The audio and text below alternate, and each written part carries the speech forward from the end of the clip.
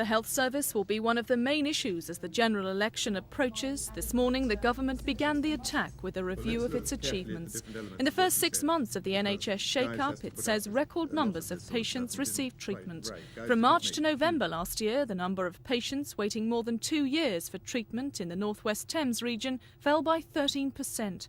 In North East Thames, it was 14%. In the South East, it fell by 31%, and the figure was a massive 62% drop in the South West.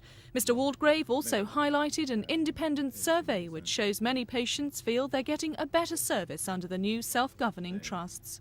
That, I think, really is a tribute to the work that's been done in the trusts to make hospitals more friendly places and to work on the relationships between patients and staff.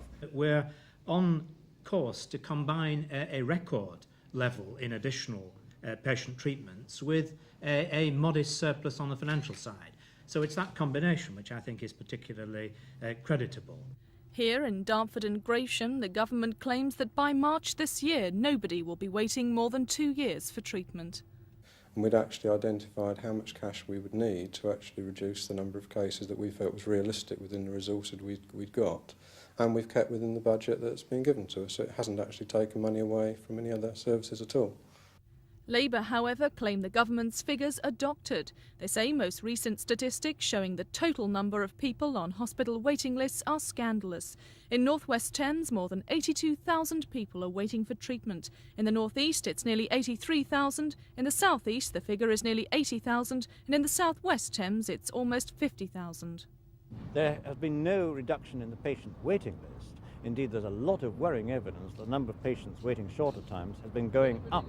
What William Waldegrave has focused on today is the reduction in the number of those waiting over 2 years.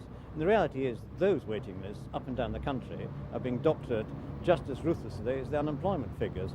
But today's battle is just a taste of the war to come as the general election draws near. Sharon Doughty, Thames News. In that way, been a satisfactory